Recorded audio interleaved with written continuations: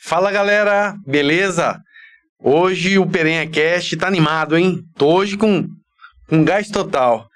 Mas não esqueçam de compartilhar nossos vídeos, não esqueçam do like, não esqueça de hoje estar passando essas mensagens, suas informações. É muito importante para nós. Hoje eu tô aqui para entrevistar não, é uma conversa bem legal, com o pastor, promotor, o Luciano. Isso mesmo. É um cara que, assim, hoje ele une as pessoas, une casais. E aí, Luciano, você tá bem? Tudo bem, Alexandre? Maravilha, maravilha. Muito obrigado por você estar aqui, tá? Eu acho que a gente tem muito assunto legal para todo mundo hoje, né? Eu sou grato a Deus, né? Por Ele ter nos unido, por termos propósitos em comum. Sim. Eu acredito que Deus está no controle de todas as coisas. E no meu caso, as pessoas com quem eu me relaciono, eu sempre vejo claramente a mão de Deus em unir propósitos. E eu sou grato a Deus por estar aqui hoje, fazendo esse podcast com você. Oh, valeu. E vamos começar do início, né, Luciano? De onde você é? De onde você nasceu? Eu sou paulista, né? Nasci na cidade de Paraguaçu Paulista, no interior do estado de São Paulo. Vivi lá no interior do estado de São Paulo até os 20 anos. Depois eu me casei e aí passei num concurso público e vim embora para o Mato Grosso. Cheguei aqui com 23 anos no Mato Grosso. Na cidade de Mirassol e Quatro Marcos, no ano de 99. Nossa, devia ser pequenininho na época lá, né? Sim.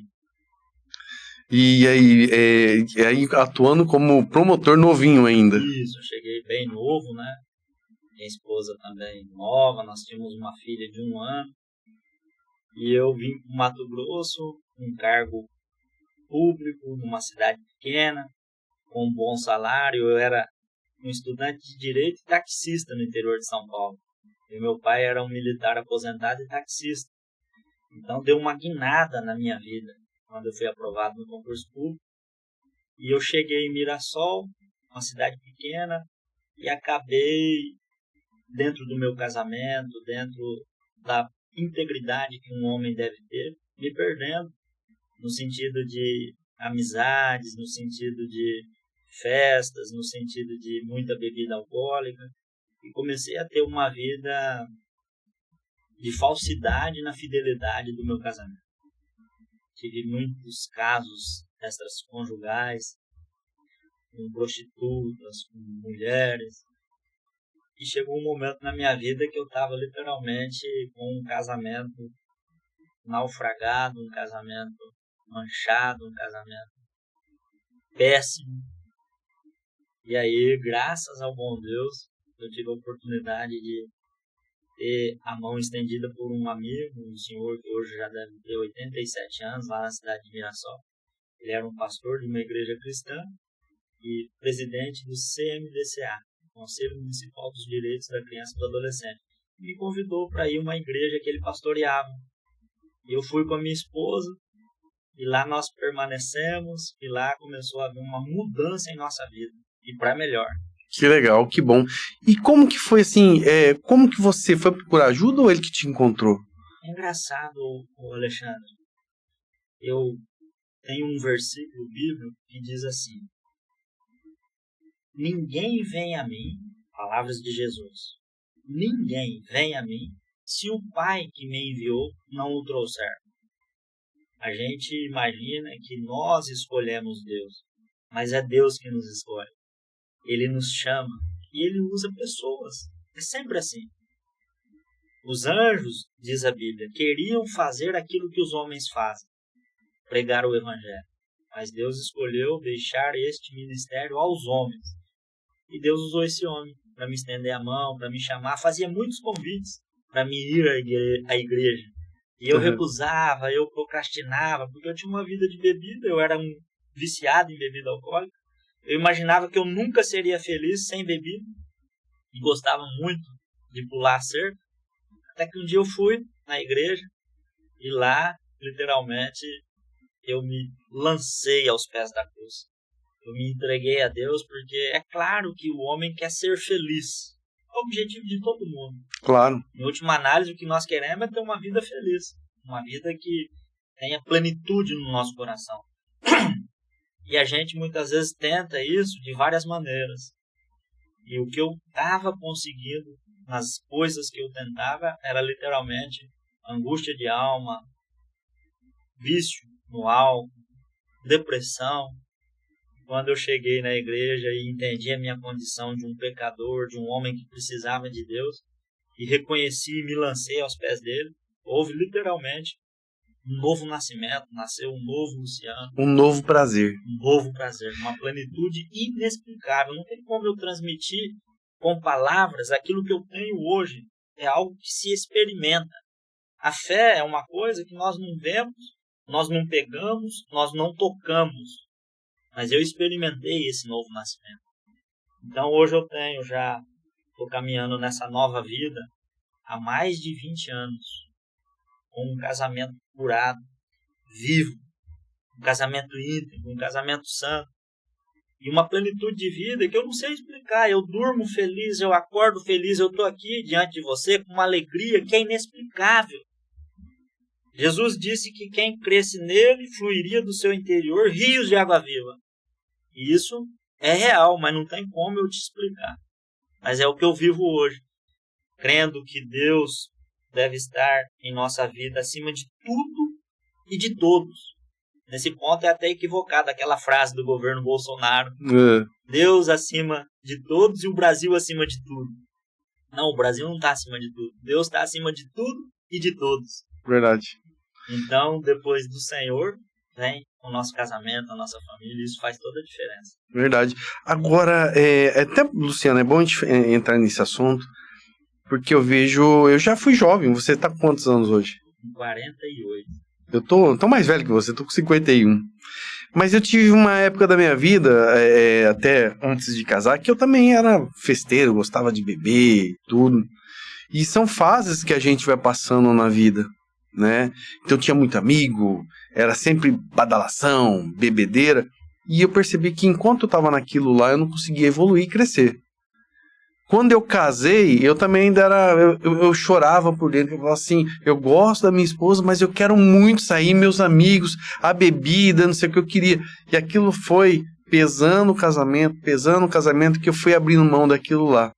Levei um tempo, eu não tive um pastor, não tive ninguém que me ajudou. Mas acho que foi Deus que me ajudou. Que abriu a minha mente e falou assim, peraí, esse não é o caminho. E depois veio filhos e tudo mais... E aí eu fui me aprumando na vida, mas eu descobri que a bebida dá o prazer para quem bebe de imediato, né? Mas a ressaca moral é terrível, porque depois que você bebe, ainda mais hoje os jovens bebem muito, não é aquele negócio, beber socialmente, não vou tomar uma com meus amigos, não, vamos tomar até arregaçar, aí que é o gostoso, aí no outro dia fica ali passando mal, e aí depois quando a gente tem uma certa idade, a gente fala assim, pra que passar mal? Como eu era bobo. Hoje eu começo a pesar isso na balança. Se eu gosto até de tomar uma cervejinha. Mas se eu tomo uma cervejinha, até um pouquinho em excesso, no outro dia eu já fico ruim e eu falo assim, será que valeu a pena? Eu fico brigando comigo mesmo. Mas é assim mesmo, né, Luciano? É assim mesmo, Alexandre. Nossa. Qual que é o conselho que você dá hoje? O conselho que eu dou hoje? Pra essa galera que não é nem casada nem nada, mas que eles precisam mudar. Nós temos hoje, literalmente, uma voz que é a voz de Deus e uma voz que é a voz do nosso coração. Só que o nosso coração, por a gente ser uma criatura de Deus, ele é enganoso. A Bíblia nos fala que o nosso coração nos engana. Então, todas as vezes que eu coloco no meu coração o desejo de fazer algo que me traga certo prazer, imaginando que aquilo vai trazer plenitude de vida, eu me coloco numa situação muito perigosa. Eu construo aquilo que a Bíblia chama de ídolos do coração. O nosso coração é uma fábrica de ídolos. Então o ser humano, ele sempre está colocando algo no seu coração para dar sentido na sua vida. Você quer ver? Coisas lícitas e ilícitas. A bebida, um hobby diferente, um filho, o próprio casamento, o dinheiro, o sucesso. Nós colocamos coisas que imaginamos que se alcançarmos ela, a nossa vida vai ser uma vida plena. E quando fazemos isso, nós estamos substituindo a glória do Criador, de Deus, pela glória daquilo que foi criado. O que eu preciso fazer? Identificar os ídolos do meu coração. O que está me dominando hoje? Porque aquilo que eu amo, eu obedeço. Se eu amo a bebida, eu obedeço a bebida. E eu muitas vezes tenho consciência que aquilo não está resolvendo o meu problema, mas como eu amo, eu obedeço. Sei que é errado, muitas pessoas sabem que é errado o alcoolismo, mas elas não conseguem parar de fazer porque elas amam, aquilo conquistou o coração delas e faz com que ela obedeça. O comportamento é uma resposta daquilo que já conquistou o nosso coração. Então, o que nós precisamos, Alexandre? Nós precisamos identificar esse ídolo que está no nosso coração. O que é um ídolo? Um ídolo é um falso Deus. Ele me promete algo que no final das contas ele não vai poder dar. Você me compreende? Sim. O dinheiro, ele pode comprar felicidade? Não pode. O dinheiro pode comprar saúde, né? Ele pode pagar um plano, pagar um bom profissional, um bom hospital. Mas não é a solução total de tudo, né? O dinheiro pode comprar um casamento, mas pode comprar uma esposa que te ama, filhos que te ama. Então a gente constrói ídolos no nosso coração. Ídolo é um falso Deus. Ele pode te dar um prazer. A bebida dá um prazer. O sexo pode ser um ídolo. E tem pessoas viciadas em adultério, em prostituição, como eu era. Mas o sexo fora da vontade do Criador é um ídolo. Deus criou o sexo para ser vivido na plenitude dentro do casamento. Sou casado, já estou com 28 anos de casamento. Tem um casamento vivo, tem sexo com completude, com consciência limpa, com entrega de corpo, de alma, de espírito, de coração, com santidade, aí sim. Então, se a gente perder essa noção de que existe um Deus criador que tem uma vontade que é melhor do que a nossa, a gente vai insistir em querer fazer do nosso jeito. E no final, nós vamos ser prisioneiros de nós mesmos. O meu maior inimigo sou eu. Se eu quiser conhecer o meu inimigo, eu tinha que olhar todo dia meia hora na frente do espelho e saber que o meu coração é enganoso. E muitas pessoas falam assim, não, eu vou fazer do jeito que eu quero. E elas são prisioneiras delas mesmas. Porque quando eu falo que vou fazer do jeito que eu quero, e excluo a vontade de Deus, eu caio num laço muito perigoso, porque eu estou fazendo a vontade de quem? Minha, e o que eu sou? Criatura.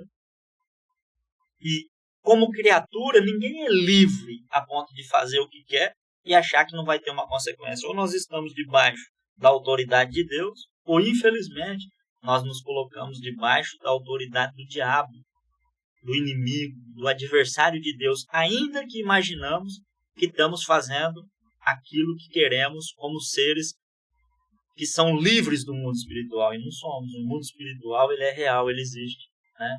E pessoas têm sido, ao imaginar que pode fazer aquilo que está no seu coração, feito à vontade, literalmente, do diabo.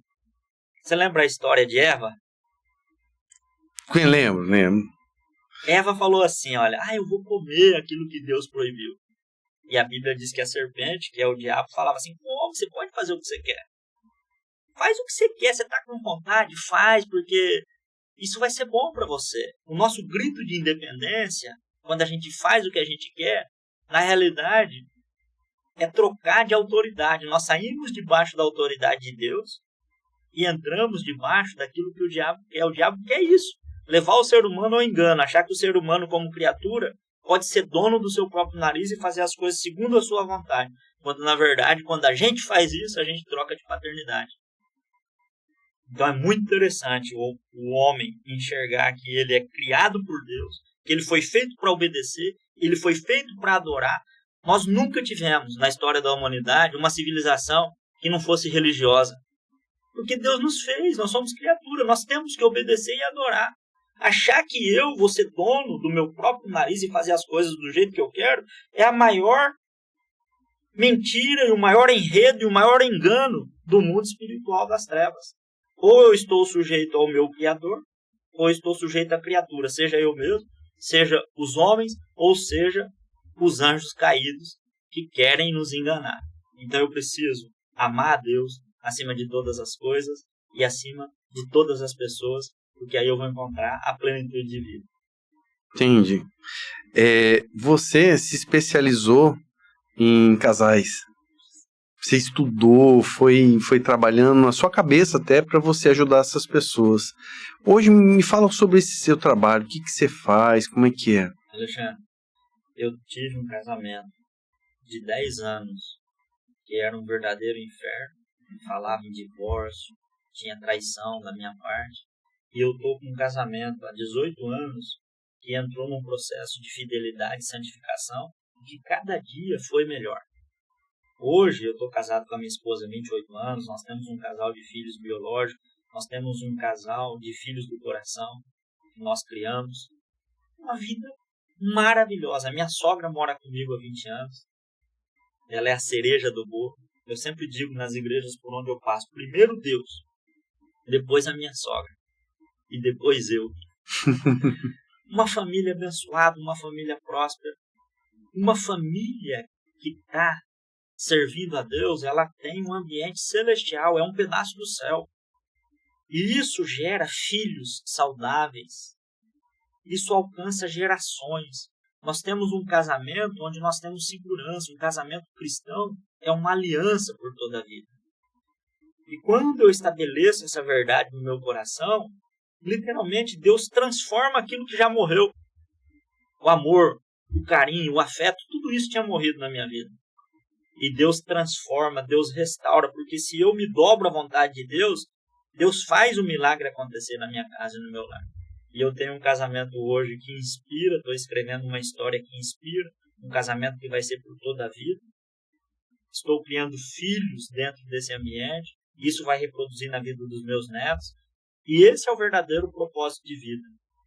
Deus é família. Olha aqui para mim, ó. Deus no céu existe o Pai, o Filho e o Espírito. O Espírito aponta para a figura da mulher. Deus aponta para a figura do homem. E Jesus aponta para o fruto da união. Isso é um reflexo que nós temos na família humana. Deus existe eternamente em família. E o propósito está não no eu, no egoísmo, no egocentrismo, mas está em viver família. Não tem espaço para o eu. A Bíblia diz que quando eu me uno à minha esposa, eu me torno um só com ela. E a Bíblia diz que nós precisamos viver literalmente como um corpo. Aqui, ó, você e eu temos que ser um. O seu problema tem que ser o meu problema. O que eu tenho de bom, eu tenho que compartilhar com você. Deus não nos fez para viver olhando para nós mesmos.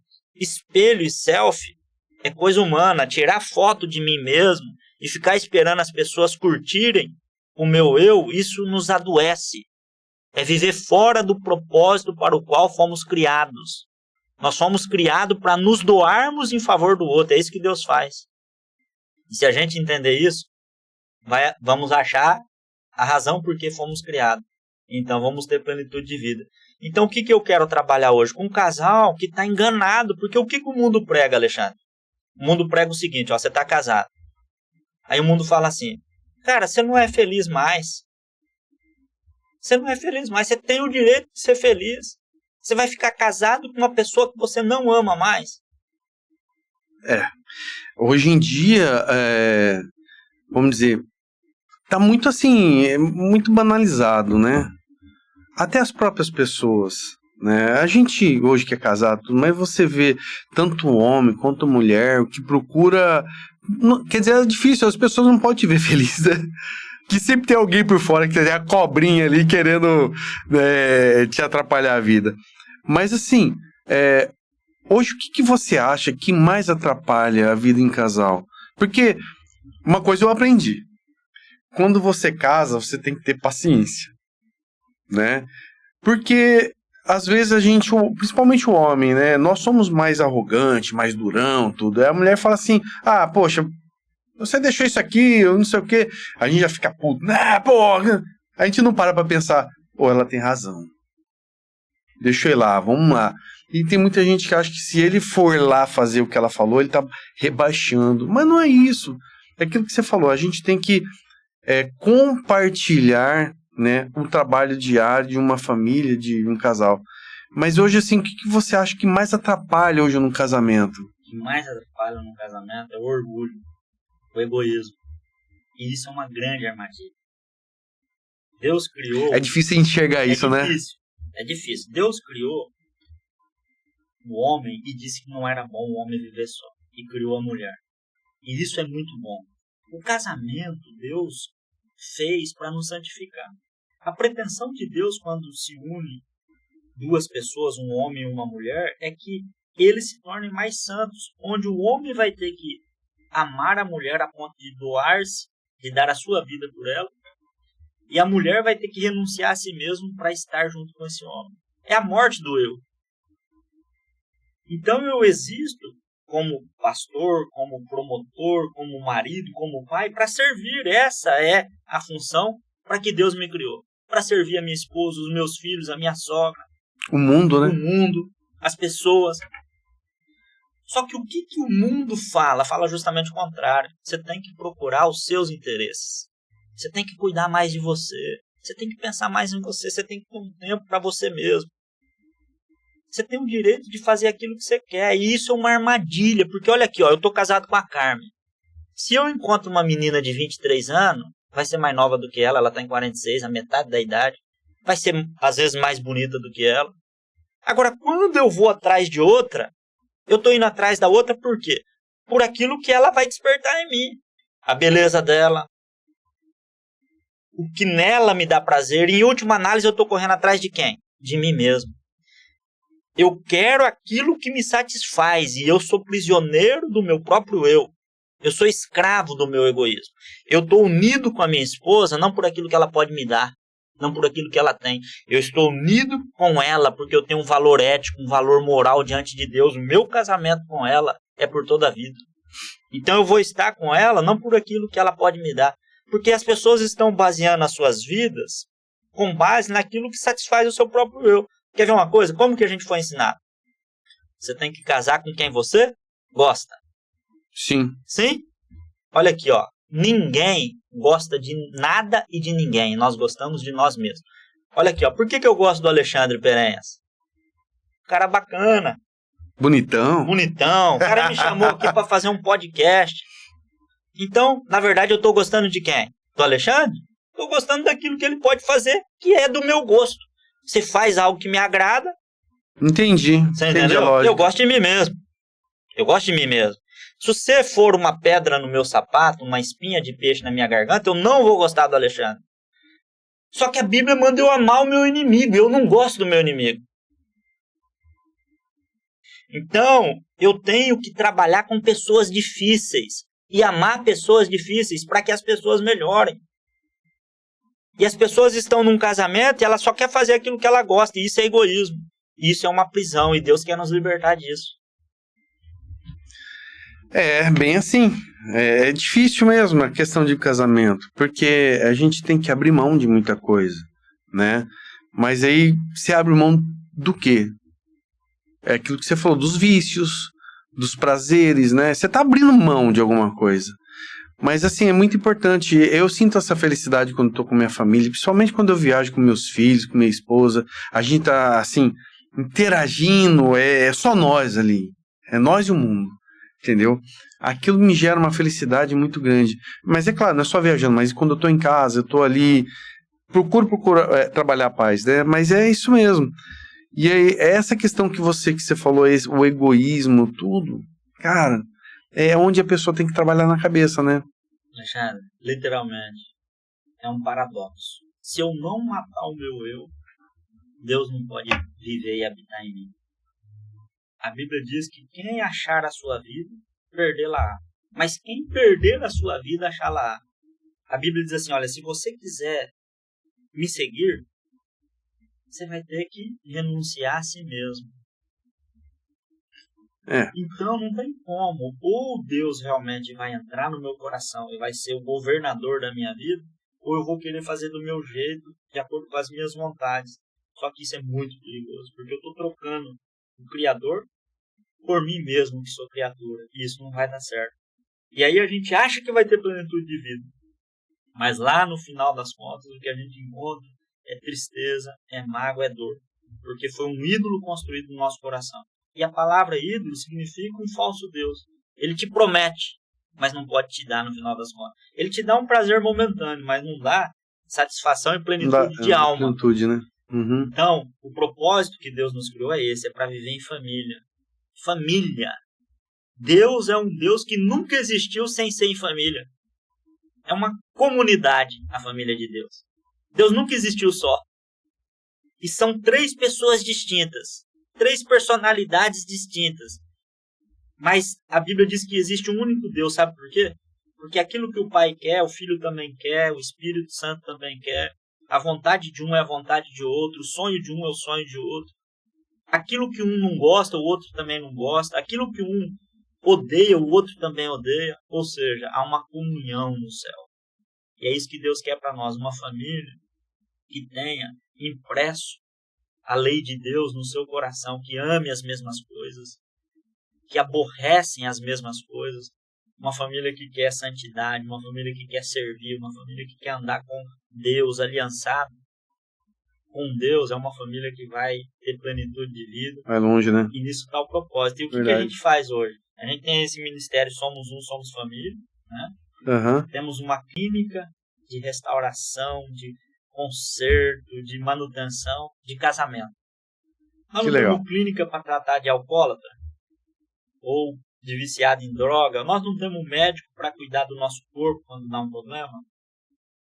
Você tem um problema nos olhos, você vai num oculista. Você tem um problema de uma perna que quebra, você vai no ortopedista. Nós temos essa clínica com pessoas que foram curadas por Deus e que usam esse instrumento, que é a palavra de Deus, para curar a alma. Para curar outras pessoas. Tem muita gente que procura ajuda. Tem muita gente. Ó, nós vamos ter agora o 5º SOS Casamento, Curado para Curar. Vai ser do dia 17 a 20 de novembro, aqui no Hotel Holiday Inn. Isso é uma parceria que nós temos com o pastor Josué Gonçalves.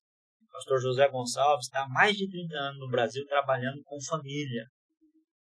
Ele tem uma clínica dessa lá no estado de São Paulo, em Tuiuti, pertinho de Bragança Paulista.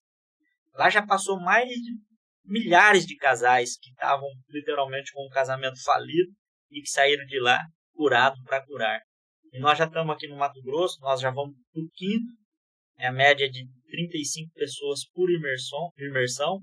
Então nós já atendemos, ó, já vai mais de 120 casais. Né? Nós já estamos com vários casais que estão caminhando conosco, que chegou já pensando num divórcio, que estão restaurados e unidos nessa peleja. Então é curado para curar. E agora, do dia 17 ao dia 20, vai ser aqui no Hotel Holiday Inn. Né? Nós já estamos com todas as inscrições encerradas. Os 40 casais já estão inscritos. Casal de todo lugar, Alexandre. Que legal. Casal de Rondônia. Nós já tivemos casal de Brasília, casal de São Paulo. Casais aqui de Cuiabá, do interior do estado de Mato Grosso, de Várzea Grande. Deus tem escolhido aqueles que Ele ama, e aqueles que amam a Deus ouvem a voz de Deus. E chegam brigados, às vezes? Já chegou casal, cada um no seu carro. Já chegou casal divorciado há mais de ano. Sério? E saiu de lá e casaram de novo. Nossa, acontece isso? Acontece. Quando a pessoa entende qual é a vontade de Deus e ela se dobra à vontade de Deus, o milagre da Quem mais procura, é a mulher ou o homem? Que leva, que fala assim, não, vamos lá tentar. Geralmente, nos casais, um dos dois tem mais interesse, né? Uhum. E isso varia. Pode ser que seja o homem, pode ser que seja a mulher. Mas pode acontecer também dos dois querer a cura, querer a restauração. É muito... Isso não tem uma regra. Né? Às vezes é a mulher que quer mais do que o marido. Existe um encontro depois que vocês fazem com esses casais? Não, aí nós temos hoje uma manutenção desse trabalho que é feito. Não existe milagre em casamento, em família. Não existe. Milagre do sujeito ter uma vida transformada da noite para o dia e não existir problema. Casamento, a Bíblia diz que é como um ferro afiando outro ferro, o marido e a mulher. Casamento é lugar de luta, de tribulação na carne, a Bíblia diz. Por quê? Porque são duas pessoas completamente diferentes. Sim. Deus fez assim e não errou, ele queria fazer assim, com o objetivo de nos lixar. A minha baixinha lá, cara, tem dia, ela nunca pensou em divorciar, mas já pensou em matar enforcado. Porque não existe a gente falar assim, nossa, eu vivo hoje a perfeição. Não, a gente tem que trabalhar. É uma construção diária. Diária, né? Diária, não vem pronto, se constrói. É um processo de santificação. Eu sou um pouquinho melhor hoje do que eu fui ontem. E você um pouco melhor amanhã. Deus está trabalhando em nós para nos levar a uma vida mais santa. E o casamento foi a ferramenta que Deus escolheu para te santificar. A gente casa para querer ter prazer, felicidade, alegria. Deus nos casa a um conflito de interesse para nos santificar. Para gerar vida, Para gerar vida, transformação. Então é legal. Isso que nós temos feito. E aí tem essa manutenção que é um curso, né? Com 12 aulas. Nós temos aqui em Cuiabá esse curso, mas estamos com a ideia de ter essas aulas também gravadas para a gente poder, o casal que vem de fora, gerar um link para ele poder assistir essas aulas e fazer o curso à distância. Então existe toda uma metodologia, um trabalho para você, para que essas pessoas consigam encontrar esse caminho. Existe toda uma metodologia, um trabalho organizado, um trabalho que já vem sendo desenvolvido e lapidado há anos, né? Aqui, por exemplo, aqui em Cuiabá, nós temos hoje, por exemplo, o apoio do pastor Oswaldo Coutinho, que é o pastor da IBN Cristo Rei, ali de Várzea Grande. Nós temos o pastor Paulo, que é o presidente de uma convenção batista nacional do estado de Mato Grosso. É uma união do corpo de Cristo. A igreja é o corpo de Cristo. O reino de Deus é estabelecido no coração dos homens. Então, todo mundo que tem como princípio estabelecer o reino de Deus, nos apoia, nos ajuda, e isso vai crescendo. Eu vou fazer uma pergunta aqui, que assim, vem na minha cabeça. A gente fala assim, um pastor, qual que é as obrigações de um pastor? O que ele tem que fazer, assim, na sua vida, no dia a dia? Porque às vezes eu acho que até as pessoas falam assim, não, ele é pastor, o que ele faz? Então, olha só, Alexandre, eu, como você sabe, eu tenho uma função secular de promotor de justiça. Então, eu faço audiência todo dia. Hoje, inclusive, eu tenho uma pauta de audiência das 2 às 18. E eu sou sustentado pelo Ministério Público, né? O meu salário é a população que paga e faço meu trabalho com afinco e com zelo.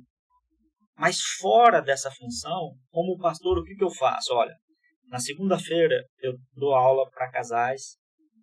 Na quarta-feira eu dou aula para casais. Na quinta-feira eu dou aula para casais. Nos finais de semana, sábado, eu vou estar ministrando para casais. Domingo, eu vou estar ministrando para a família, para a igreja toda. E a todo instante, tem um casal que está enfrentando problema, que vai estar pedindo um aconselhamento, vai estar pedindo um gabinete. Agora de manhã, eu passei meia hora conversando com um irmão que está com dificuldade no casamento, aconselhando, orando com ele. Então, a vida de um pastor é como o próprio nome diz, pastor de ovelhas. É cuidar do trabalho, hein? Dá trabalho. Dá trabalho, não é? Dia e noite. Não é fácil, Orando e lutando. E isso é o que nos dá prazer. Hoje, porque a pessoa olha e fala assim, o pastor, ele sobe lá e fala com todo mundo, não sei o quê, mas não vê por trás, né? Que o trabalho é grande. Você pregar a palavra no templo é uma das coisas que um pastor faz, mas no dia a dia nós estamos a todo instante aconselhando, orientando. Um casal tá brigando. Quem que eles chamam? O pastor. Aí diz que ninguém mete colher, o pastor mete. Mete colher. O pastor vai lá e não é assim, e ora, e ensina, e cura. Que legal. Chora junto. Que legal. Você deve ter pego cada coisa já, né? Muita situação, muita história. Pode contar alguma? Que é referente. História, né? E outra, são pessoas, né? É difícil. Mas assim, agora no seu trabalho como julgar, manda o cara pra cadeia mesmo que faz coisa errada. A função do Ministério Público, nós somos promotor, né? Nós somos fiscais da lei. Uhum. Então é uma função onde o Estado tem que ir atrás das pessoas que descumprem a lei a fim de gerar uma ordem social. Então, nós temos um mal necessário, que é uma pena para aquele que infringiu a lei. Sim. Então, o promotor, no meu caso, que sou promotor criminal, o Ministério Público é o titular da ação penal. É literalmente de processar e buscar uma punição com um caráter de retribuição pelo mal que a pessoa fez, com um caráter de um controle social. As pessoas precisam entender que se elas descumprirem a lei vai haver uma pena, e num caráter também de tentar, com a pena, fazer com que essa pessoa ande no trilho. Mas é uma função literalmente dura, é uma função de processar a pessoa, de buscar que a pessoa seja responsabilizada por aquilo que ela fez. Já como pastor, é uma função completamente diferente. Mas assim, como pastor, sua cabeça mudou também no trabalho? Tipo assim, Sim. de, poxa, olhar às vezes pelas pessoas? Tem? Muda? Nós não conseguimos misturar as duas coisas. Claro. Não conseguimos misturar. Mas como ser humano. Mas como ser humano, a gente olha com um olhar mais de amor por próximo, né? A vontade minha, quando eu estou processando um sujeito, sei que ele vai ser condenado, né? Eu tenho, por exemplo, esses dias mesmo eu fiz uma audiência com um senhorzinho de 60 e poucos anos, que foi condenado a 12 anos porque mexeu com uma netinha. Bulinou, passou mão, né? Então, como pastor, eu queria poder ir lá onde ele está e evangelizá-lo e tratá-lo, restaurar essa família. Mas como promotor, a minha função ela é mais no sentido de processar e de levar quem infringiu a lei a ser responsabilizado por aquilo que fez. São funções distintas, claro, mas a gente consegue conciliar porque Deus nos sustenta. Claro. Mas assim, você nessa área, como promotor, deve viver muita coisa assim que Muita assustadora, coisa ruim, né? Muita coisa ruim, Alexandre. O mundo está de perna pro ar. Eu tive um caso, por exemplo, de um rapaz de 40 e poucos anos, que ele estuprava sexo anal numa criança de 3 aninhos, menininho. Que absurdo, Ele gente. estava numa condição de avodrasto dessa criança. Ele estuprava uma menina de 13 anos. Ele era casado com a avó dessas crianças. E ele mantinha um relacionamento com a mãe dessa mulher. Então, assim, a gente vê cada tipo de coisa, né, de crimes bárbaros. Ser humano é esse, né? Você entendeu? Então, assim, nós estamos vivendo dias difíceis, né? Muita criminalidade. Todo dia eu estou fazendo audiência aqui em Várzea Grande de jovens que estão roubando a mão armada. Eu fiz audiência na semana passada de 5 jovens que praticaram 4 roubos à mão armada na zona rural. Fiz audiência esses dias atrás de dois jovens que tinham cometido um latrocínio. Mataram uma pessoa para roubar.